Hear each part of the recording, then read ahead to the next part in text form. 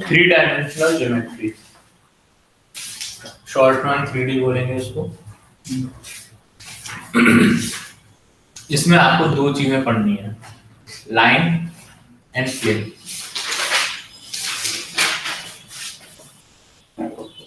Equation of line class 11th में भी आपने पढ़ी है, y minus y1 equals to mx minus x1 करके। अब वही सब चीजें हमको वेक्टर्स में पढ़नी है, वेक्टर्स की फॉर्म में। तो वही है थ्री डायमेंशनल ज्योमेट्री इन वेक्टर्स। वो हमने जो पढ़ी थी थ्री डायमेंशनल ज्योमेट्री इन कार्टेशियन प्लेन। कार्टेशियन प्लेन वो होता है जिसमें x y एक्सिस होती है और वो कोऑर्डिनेट्स की फॉर्म में दिया होता है। यहाँ पर ये पोजीशन वेक्टर्स की फॉर्म में आपको पॉइंट्स दिए होंगे। तो सबसे पहला टॉपिक, मैं ज्यादा डिटेल में नहीं जाऊंगा इस चैप्टर में, जितना ज्यादा हो सके आप बस फॉर्मूलास पे फोकस करिए और जो बेसिक कॉन्सेप्ट में बताता जाऊं बस उनको समझते चलिए। प्रैक्टिस ज्यादा मैटर करती है इस चैप्टर में बजाय ज्यादा डीप नॉलेज के, ठीक है। जितनी ज्यादा डीप नॉलेज में देता जाऊंगा आप उतने कंफ्यूज होते जाएंगे। सीधे सीधे फॉर्मूले और बेसिक कॉन्सेप्ट्स बस इतना समझते जाओ और मेन प्रैक्टिस करते जाओ। तो सबसे पहले लाइन, जो हमारा टॉपिक रहेगा। तो लाइन, मान लीजिए ये कोई लाइन है।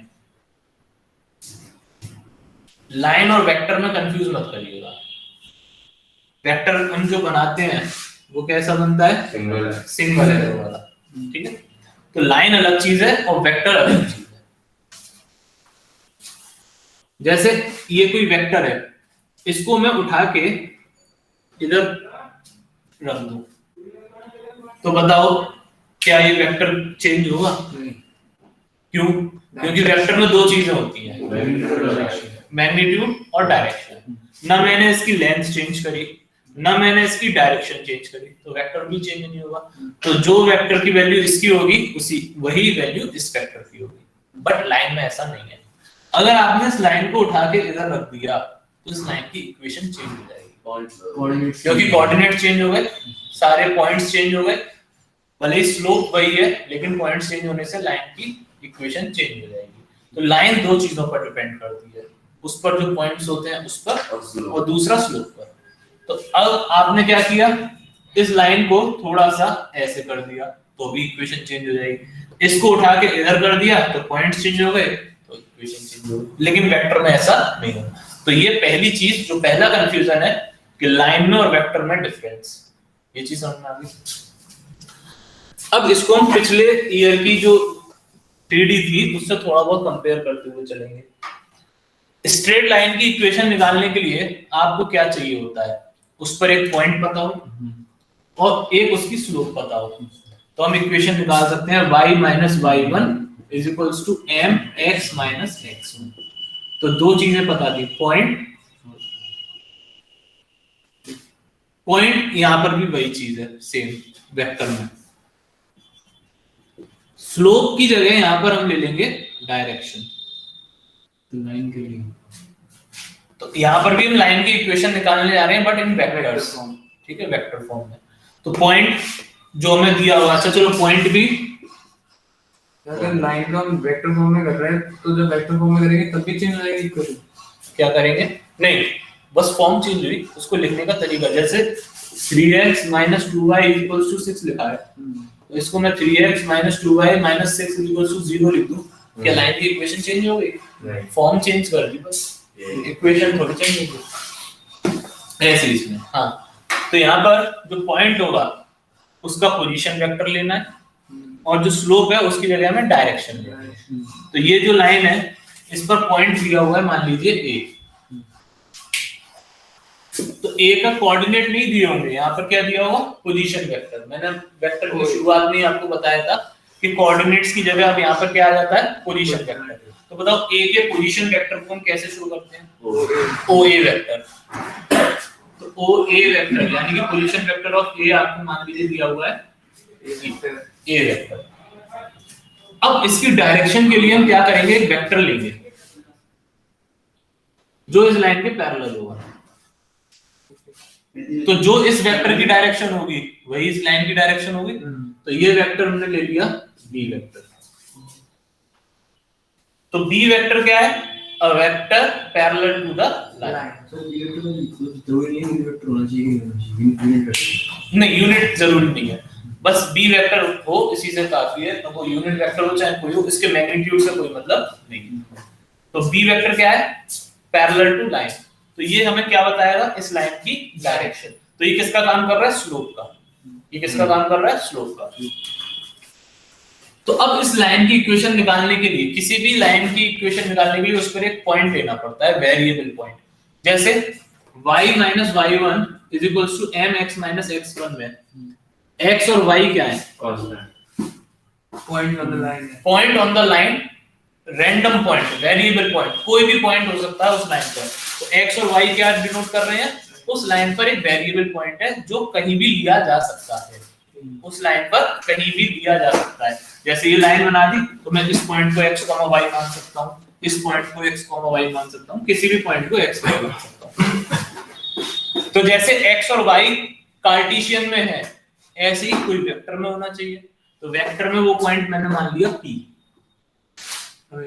अब ये तो कोऑर्डिनेट थे x और y, वहां पर क्या हुआ? Position vector. तो यहाँ पोजीशन वेक्टर हमने p का ले लिया r वेक्टर। अच्छा, x1 y1 क्या थे? फिक्स्ड पॉइंट, वो कहीं भी नहीं मान सकते थे, वो एक पर्टिकुलर लोकेशन पर होंगे। तो x1 y1 की जगह क्या आ गया? a vector. x और y की जगह क्या आ गया? r vector. ये कंपैरिजन अगर आप समझ गए तो वेक्टर बहुत आसान हो जाएगा, 3D बहुत आसान हो जाएगी। मेन इन्हीं में कंफ्यूजन होता है कि ये चीजें होती क्या है। तो इस चीज को अगर आप जानते हो तो इसका कंपैरिजन इससे करते जाओ, आपको चीजें सॉर्ट आउट होती रहेंगी। तो x1 y1 किसकी जगह, इसकी जगह क्या आ गया? a vector. और x और y की जगह क्या आ गया? r vector. हाँ, हमने अभी ये वेरिएबल पॉइंट जैसे x और y होते हैं, हर जगह हम r वेक्टर मानेंगे। ठीक है, तो जहां भी r वेक्टर आ जाए 3D में समझ जाना ये x y है। क्या है? x y। अभी हम 2D में लेकर चल रहे हैं x y, 3D में बस क्या z और आ जाएगा। ठीक है, तो OP वेक्टर आ गया। अब बात आती है MP, उसकी जगह क्या आ गया? B vector, direction. तो अब इसकी इक्वेशन निकालने के लिए देखिए क्या करेंगे। ये P पॉइंट ले लिया जो हमने, ये ओरिजिन है O, ये क्या हो गया? OA वेक्टर, और ये हो गया OP वेक्टर, और एक ये बना लो AP वेक्टर। इन तीनों में वेक्टर सम लगाओ, बताओ क्या प्लस क्या इक्वल्स टू क्या? OA plus AP equals to OP। OA plus AP equals to OP। यही होगा वेक्टर सम। OA की वैल्यू क्या है? A vector. AP की वैल्यू नहीं पता, लेकिन हमें ये पता है कि जो AP है वो B के पैरेलल है। और दो पैरेलल वेक्टर होते हैं तो उनको कोलिनियर वेक्टर भी कहते हैं। और कोलिनियर वेक्टर की पहचान मैंने आपको बताई थी, अगर A और B कोलिनियर है, लैम्डा के टर्म्स में आर कोलिनियर, देन बताओ क्या रिलेशन होता है? A vector equal to lambda B। Very good, A vector is equals to lambda B vector. अब यहाँ पर कौन पैरेलल है? AP parallel to B, therefore AP vector क्या हो जाएगा? Lambda B। लो ये भी आ गया, AP वेक्टर आ गया lambda is equals to OP vector कितना है? ये इक्वेशन आ गई, R vector is equals to A vector plus lambda. Line ये इस लाइन की इक्वेशन आ गई। लैम्डा की वैल्यू पुट करेंगे नहीं, कुछ नहीं, लैम्डा कोई भी स्केलर हो सकता है, उसके बाद में कुछ नहीं, वो तो बात की बात है। ये तो 2D नहीं है। नहीं, अब मैं बताऊं इसको 3D में भी कन्वर्ट करेंगे। ये समझ में आ गया वेक्टर इक्वेशन, तो इसको देंगे वेक्टर इक्वेशन ऑफ लाइन।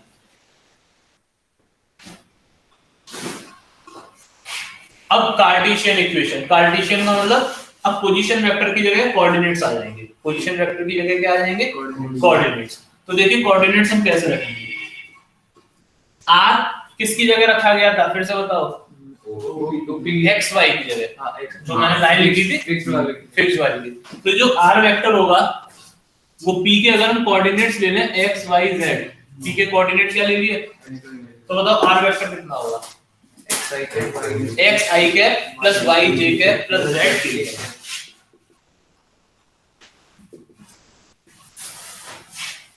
ये हो गया आर वेक्टर। जो ए है वो x1 y1 की जगह पे है, तो इसके कोऑर्डिनेट क्या लेंगे? x1 y1 हो गया 3D। तो बताओ ए कैप ए वेक्टर की वैल्यू क्या होगी? x1 i cap y1 j cap और z1 k। जो बी वेक्टर था वो कोई भी एक वेक्टर हो सकता है, तो ये मैंने ले लिया बी वेक्टर, मैंने ए आई प्लस बी जे प्लस सी के, ए आई प्लस बी जे प्लस सी के। अब अगर आप ये तीन वैल्यूज इसमें पुट करते हैं तो आ जाएगी इसकी कार्टेशियन इक्वेशन।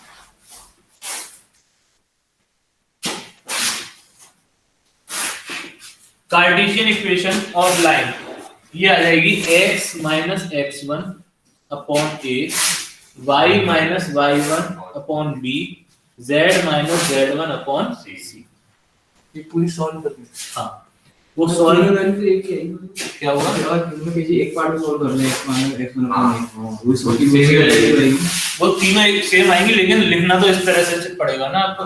जैसे 2D में क्या आती है? y minus y one equals to m की वैल्यू आपने पढ़ी है, y2 minus y one upon is equals x minus. तो इसको हम ऐसे लिख सकते हैं y minus y one upon y2 minus y one is equals to x minus x1 upon, ये जो y2 माइनस y1 है उसकी जगह क्या आ गया? x2 माइनस x1 की जगह, सॉरी इसकी जगह a, इसकी जगह b। और अगर z वाला और होता तो z minus z1 upon z2 minus z1 c आएगा। तो देखो ये 2D वाली इक्वेशन को ऐसे लिख सकते हैं, तो 3D वाली इक्वेशन को ऐसे। ठीक है, फिलहाल अभी आप इतना नोट कर लो। इसमें तो सर ये बता रहा हूं जैसे कौन से पॉइंट कांस्टेंट वन लिए आपने, जैसे r पे आपने कांस्टेंट लिया x y z, r constant नहीं, r variable point, variable point, लेकिन उस पे आपने कांस्टेंट वैल्यू लगाई ना, जैसे r वेक्टर x y और z भी वेरिएबल है। ये कुछ भी हो सकते हैं x y z, फिक्स ये है x1 y1 z। ये तो x y z आप इस लाइन पर कहीं भी ले सकते हो, लेकिन x1 y1 z कहीं भी नहीं ले सकते। इस पॉइंट पर लीनियर x मतलब जैसे जो फिक्स पॉइंट है वो कुछ पता चलेगा, जैसे आपने इसमें o पे ली, o equals to a vector equals to अपने x1 y1। हां तो उधर क्या पता चलेगा कौन सा इसको लेंगे? कुछ पता नहीं चलेगा, सब वैल्यूज आपको क्वेश्चन में गिवन होंगे। आपको सिर्फ ये वैल्यू पुट ये लगाना है, r vector is equals to a vector plus lambda b vector और लाइन की इक्वेशन आ जाएगी। अभी एग्जांपल लेंगे, कार्टेशियन इक्वेशन जो है इसमें लैम्डा नहीं लिखाते। अगर आपको इसमें लैम्डा लोकेट करना है तो आप यहां पर ले सकते हैं इक्वल्स टू लैम्डा, ये होता है तो सब सेम ही हो जाएगा कार्टेशियन में इक्वल्स टू लैम्डा वगैरह। सर आज जो नहीं आया मुझे तो कुछ समझ ही नहीं आया। अब क्या किया जाए? तो बस रिकॉर्डिंग कर सकते हैं, रिकॉर्डिंग कर रहे हैं। चल ठीक है,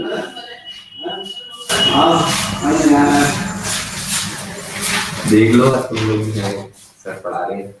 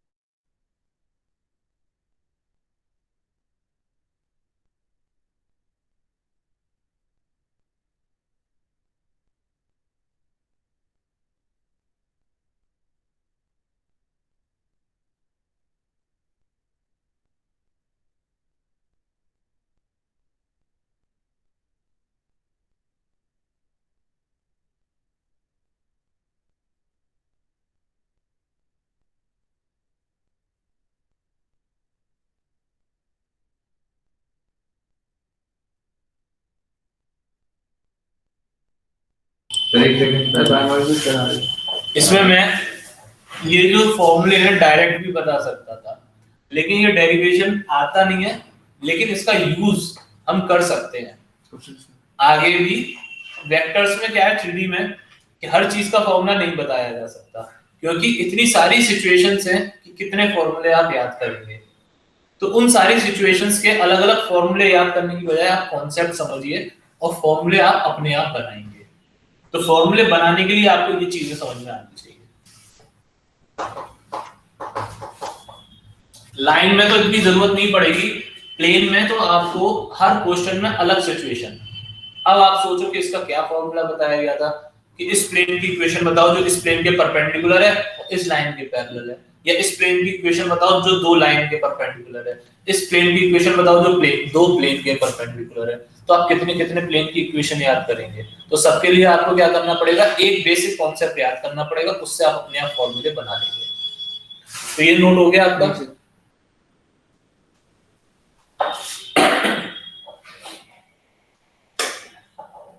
इस पर एक एग्जांपल देखते हैं फिर।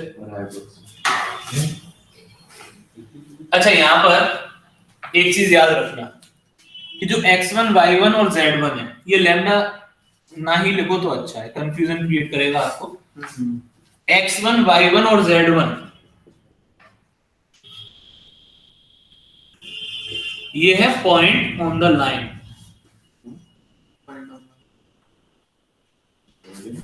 एंड ए बी सी ये है डायरेक्शन कोसाइंस या direction ratios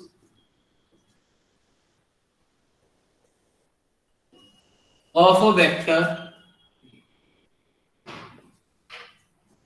parallel to the line.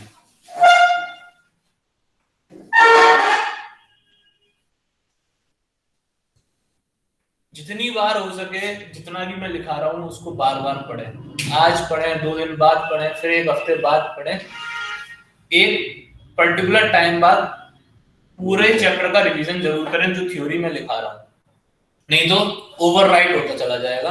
एक बार आपने ये पढ़ लिया, फिर जैसे आगे वाला पढ़ा पीछे वाला भूल गए, उसके ऊपर बस वही वाला हो गया।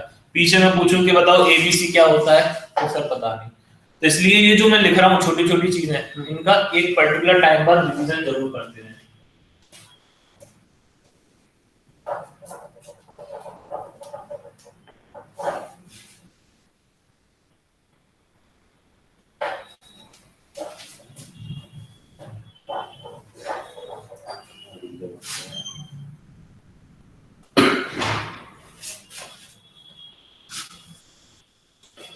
अच्छा, एक चीज आपको पता है,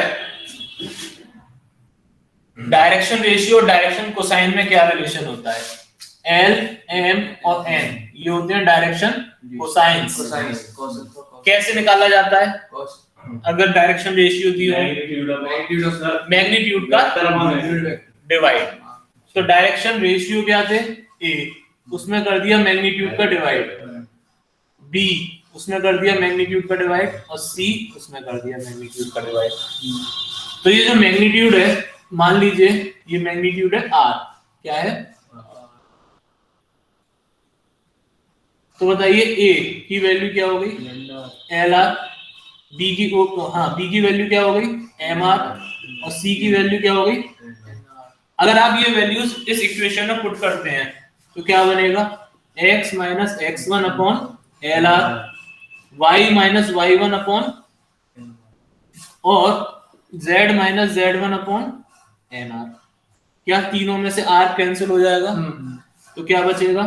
x minus x1 upon l, y minus y1 upon n और z minus z1 upon n. अगर डायरेक्शन कोसाइन डायरेक्ट दी हो। हाँ, तो इसमें वैसे यूज तो नहीं आती ये वाली इक्वेशन, लेकिन शायद एक नंबर में एक कर दे और कंफ्यूज करने के लिए कि लाइन पर पॉइंट तो दिए हुए हैं x1 y1 z1, और नीचे वो दे दे direction cosines of a vector parallel to line is this. आप फिर कहेंगे सर आपने तो डायरेक्शन रेशियो कहा था, इन्होंने डायरेक्शन कोसाइन दे दिया, अब हम क्या करें? तो डायरेक्शन रेशियो हो चाहे डायरेक्शन कोसाइन हो, दोनों से इक्वेशन निकाली जा सकती है। रेशियो या कोसाइन सेम रहेगा? हाँ, इक्वेशन निकालने के लिए हम दोनों में से किसी का भी यूज कर सकते हैं, क्योंकि वो जो मैग्नीट्यूड होगा वो तीनों में से कट जाएगा डायरेक्शन कोसाइन में।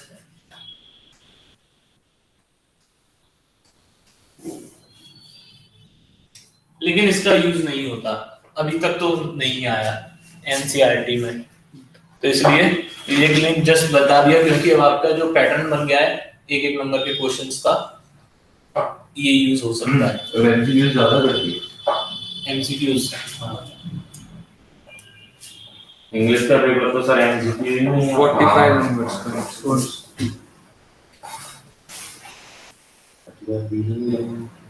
इंग्लिश सही है, तुम पढ़ो इंग्लिश, मैं बोर्ड में बुला रहा हूँ किसान 1 2 3 हमारे साथ में मिलेगा।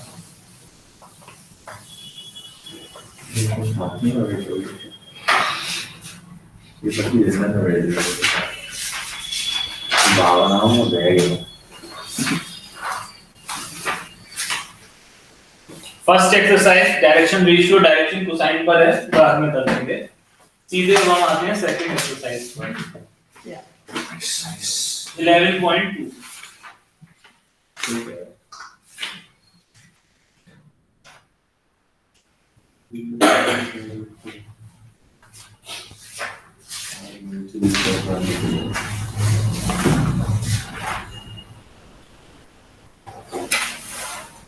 वो कौन सी टेक्निक निकाल लेते?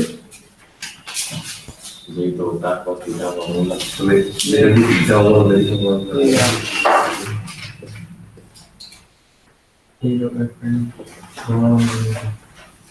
कोसाइन से पूछ रहे हैं कि किसकी सीखता है देखिए एक लाइन की इक्वेशन फाइंड करनी है जो इस पॉइंट से जा रही है और इस वेक्टर के पैरेलल है, तो इस चीज से हम ए वेक्टर और बी वेक्टर निकाल सकते हैं। ए वेक्टर क्या होता है? पॉइंट ऑन द लाइन, और बी वेक्टर क्या होता है? डायरेक्शन जो पैरेलल होता है वेक्टर वो। तो ए वेक्टर क्या हो गया? 5i + 2j - 4j, और बी वेक्टर जो उस लाइन के पैरेलल वेक्टर है 3i। तो vector equation of line r vector equals to a की जगह 5, पहले फॉर्मूला लिख दीजिए, चलिए a + λb, r की जगह r ही रहेगा हमेशा, तो ये हो गया 5i + 2j - 4k plus lambda, b vector की जगह 3i + 2j - 8k। ये आंसर, इतना छोड़ना है। इसके बाद कार्टेशियन इक्वेशन, दोनों ही पूछी है उसने, तो कार्टेशियन इक्वेशन x माइनस, बताइए x1 क्या होता है? पॉइंट क्या है? 5 तो x minus x1 upon a की जगह क्या लिखेंगे? 3, y माइनस y1 की जगह अपॉन b की जगह 2, z माइनस z1 की जगह +4, ये -4 है और ये माइनस मिलकर हो जाएगा +4 अपॉन -8। ये इसकी कार्टेशियन। अब मुझे एक चीज बताना, अगर वेक्टर इक्वेशन दी हो तो क्या कार्टेशियन बना सकते हो? क्योंकि जब वेक्टर दिए तो आपको a और b पता होंगे, x1 y1 z1 a b और c, और अगर कार्टेशियन दी हो तो उससे वेक्टर नोट कर लीजिए।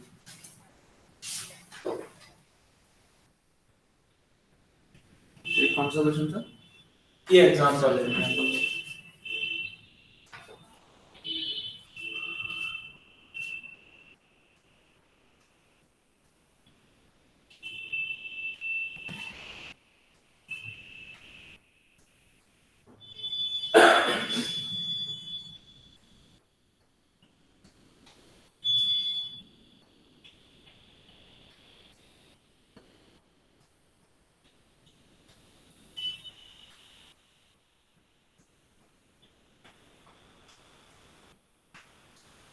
रिकॉर्डिंग चल रही है, ध्यान रखना।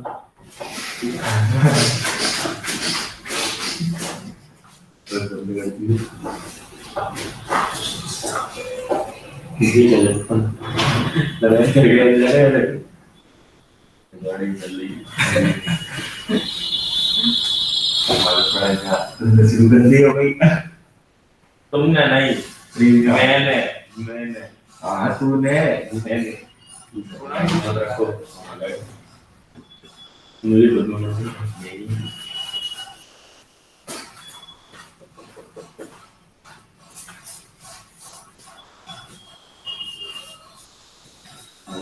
तो ठीक करना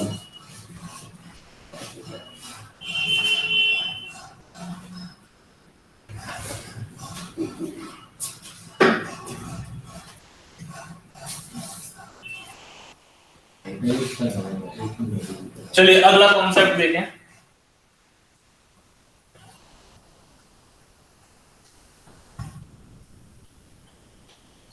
अब मान लीजिए पैरेलल वेक्टर दिया हुआ था बी वेक्टर, ये हटा दिया जाए, ये नहीं है, और लाइन पर एक पॉइंट की जगह दो पॉइंट दिए हो।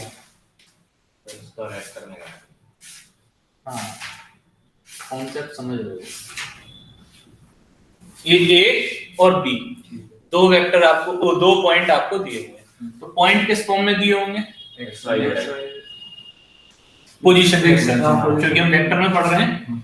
तो ओ ए वेक्टर ये है ए और ओ बी वेक्टर ये है, यहां पर ये दोनों ही पॉइंट्स हैं, पैरेलल वेक्टर कोई नहीं है।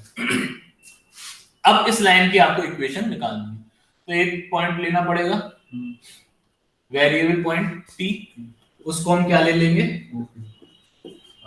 Are vector. वेरिएबल पॉइंट को क्या लेते हैं? R vector. अब इस लाइन की इक्वेशन के लिए मुझे इन तीनों में एक रिलेशन फाइंड करना होगा। ये हो गया ओ A O B O B, ठीक है। ये जो वेक्टर है ये कौन सा वेक्टर है? A B vector. और ये वेक्टर कौन सा है? तो ए पी वेक्टर और ए बी वेक्टर पैरेलल हो गए। ए बी वेक्टर की वैल्यू क्या होगी? लैम्डा, नहीं लैम्डा ए बी वेक्टर, तो a B vector is equals to lambda.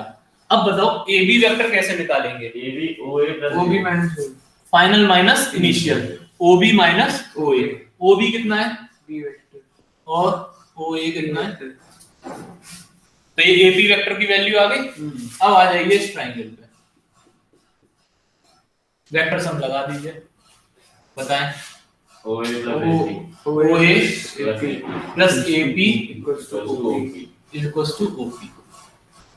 O A कितना है?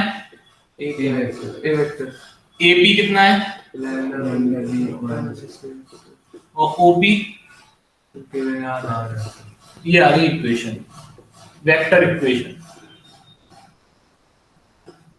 जब पैरेलल ना दिया हो तो हाँ, r vector is equals to a plus lambda. B minus, अच्छा बी और ए दोनों सेम है, सेम का मतलब आप ए की जगह बी, बी की जगह ए कुछ भी ले सकते हो। तो जैसे मैंने यहाँ पे ए वेक्टर लिया है, आप यहाँ पे बी वेक्टर भी ले सकते हो, क्योंकि दोनों ही पॉइंट है, तो चाहे ए वाला लो चाहे बी वाला लो।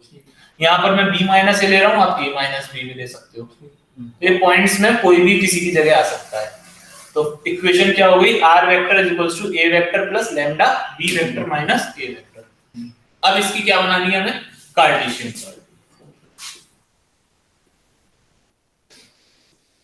कार्टेशियन बनाने के लिए बस इनकी वैल्यूज रख देंगे कोऑर्डिनेट फॉर्म में।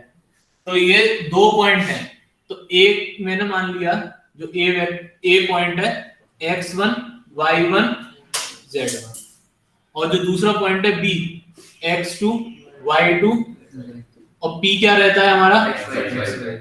x y z। तो कोई भी पॉइंट ले ठीक है। ये वैल्यूज r की जगह क्या रखते हैं? x y z, a की जगह x1 y1 z1 और b की जगह x2 y2 z2। जब आप ये वैल्यू पुट करेंगे तो ये आएगा x minus x1 upon x2 minus x1। देखो b माइनस a से आप अंदाजा लगा सकते हो, किससे? b माइनस a करोगे क्या आएगा? x2 minus x1 y2 minus y1 और z2 minus z1 is equals to y minus y1, और नीचे आ जाएगा और z माइनस z1 ये आ जाएगी कार्टेशियन इक्वेशन जब दो पॉइंट्स दिए हो लाइन पर, और जब एक पॉइंट और डायरेक्शन दियो तो यहाँ पर x2 माइनस x1 की जगह a, इधर b और इधर c आ जाएगा। तो हम ये भी कह सकते हैं कि इस लाइन की डायरेक्शन बताने के लिए हम x2 minus x1, y2 minus y1 और z2 माइनस z1 का यूज कर सकते हैं। ये नीचे जो लिखा होता है अपॉन में वो डायरेक्शन बताता है लाइन। अरे y2 माइनस y1 मतलब एक इक्वल होगा ना ये? क्या? जो अपने हाँ, केस पढ़ा है। ये a, ये b और ये c नोट कर लीजिए। इसका टॉपिक क्या है मेरा? नया वाले का इसका equation of a line when 2 points are given, या if 2 points are given.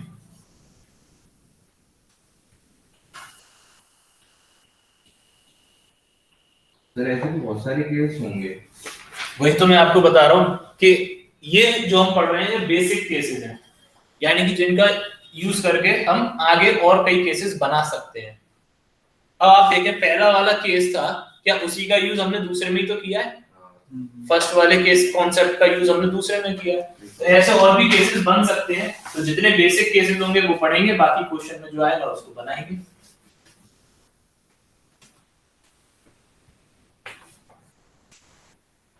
11th में भी तो हम पढ़ते थे लाइन की इक्वेशन कई फॉर्म में, जब एक पॉइंट और स्लोप दिया हो पॉइंट स्लोप फॉर्म, फिर जब दो पॉइंट्स दिए होते हैं, फिर इंटरसेप्ट दिया y = mx + c, फिर एक इंटरसेप्ट फॉर्म होती थी x / a + y / b = 1, एक नॉर्मल फॉर्म होती थी x cos α + y sin α = p, एक जनरल फॉर्म होती थी ax + by + c = 0। तो ये कई फॉर्मेट में हमने 11th क्लास में पढ़ी, ऐसे इसमें पढ़नी है। इसमें इतनी ज्यादा नहीं है, इसमें मेन यही दो इक्वेशन है। इसमें तो मोस्टली फॉर्मूले ही होंगे ना याद करने के। और हाँ, यही दो मींस जो अभी हमने फर्स्ट केस और सेकंड केस ये पढ़ा है, ये पूरी स्ट्रेट लाइन में यूज होता है।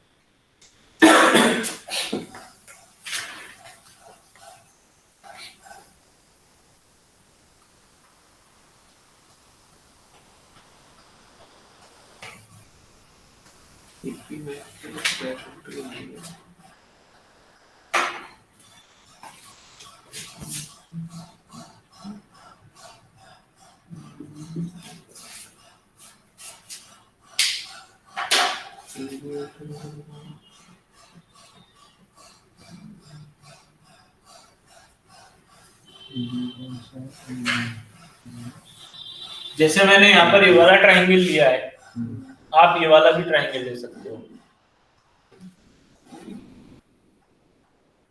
सर ए बी वेक्टर की B vector minus B vector कैसे आएगी? Final minus O B minus O. हाँ, ओ बी माइनस ओ।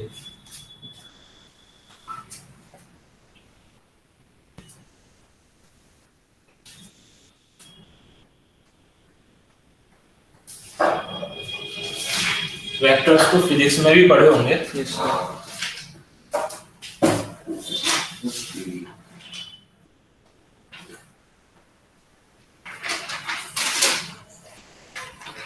कहाँ है नमक?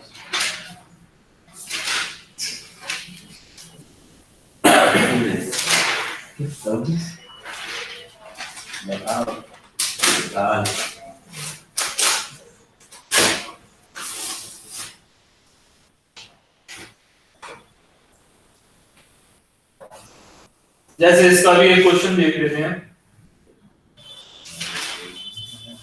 दो पॉइंट्स दिए होंगे, आपको स्ट्रेट लाइन की इक्वेशन निकालनी है इन बोथ फॉर्म्स, वेक्टर भी और कार्टेशियन भी। मैं वैसे ही कर दूंगा जल्दी।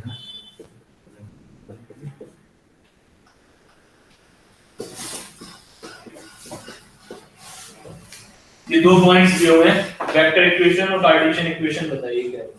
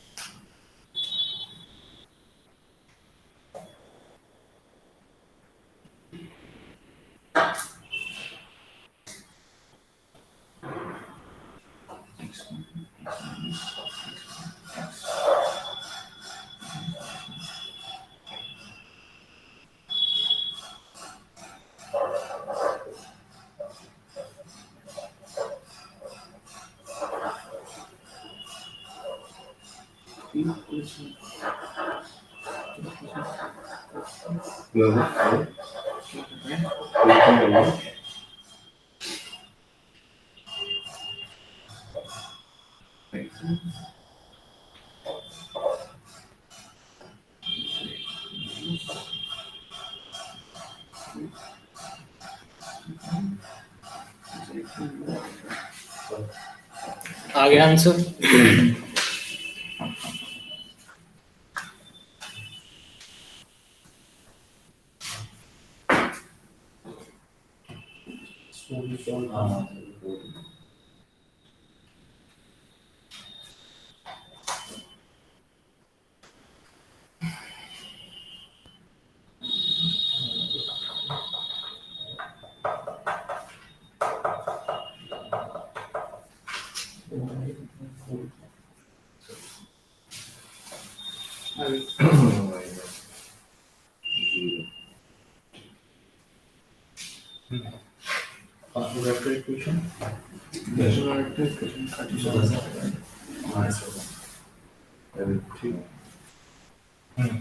आप चेक कराइए।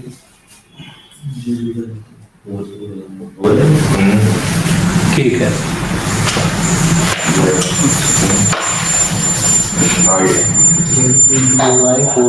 सिक्स के 5 आ रहा है माइनस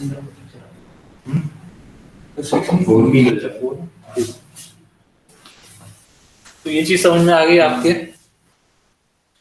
तो अभी इसमें होमवर्क कुछ नहीं है, बस इतना जितना मैंने कराया है। चलो होमवर्क में एक दो क्वेश्चन आपको दे देता हूँ, लिख लो होमवर्क में। एक्सरसाइज 11.2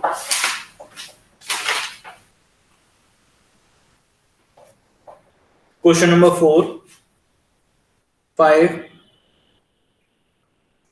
6, 7, 8 और 9, यानी कि कहां से कहां तक हो गए? 4 से 9 तक ये क्वेश्चन आपको करने हैं। अच्छा एक चीज और, जैसे मान लीजिए जो ये वाली आपने लाइन निकाली, अब मैं आपसे ये कहूं कि अब एक लाइन की इक्वेशन निकालो जो 1 2 3 यानी कि 1, 2, 3 से पास हो रही है और इस लाइन के पैरेलल है जो आपने ये निकाली है। इस लाइन के क्या है? पैरेलल। अब क्या करेंगे आप? इस लाइन के पैरेलल है जो आपने अभी निकाली है, इस लाइन के पैरेलल और 1, 2, 3 से पास हो रही है।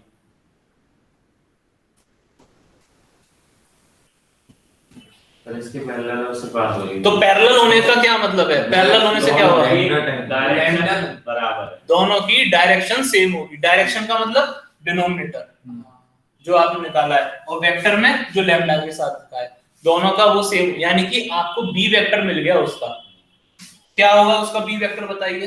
जो पॉइंट नहीं, बी वेक्टर क्या होगा? डायरेक्शन होती है ना B vector, 4i + 4j + 4k, यही तो आया है आपकी इस वाली लाइन का बी वेक्टर। तो यही बी वेक्टर किसमें यूज हो जाएगा? जो हमें निकालनी है। और ए वेक्टर क्या हो जाएगा? जो मैं पॉइंट आपको बता रहा हूँ, 1 2 3 i cap + 2j cap + k। तो पॉइंट भी मालूम पड़ गए और डायरेक्शन भी मालूम पड़ गई। तो पैरेलल होने से ये मतलब होता है कि दोनों की डायरेक्शन वाला वेक्टर सेम होगा। क्लियर? इतना आप करके लाइए। बाकी का कल सेम टाइम रहेगा आपका अभी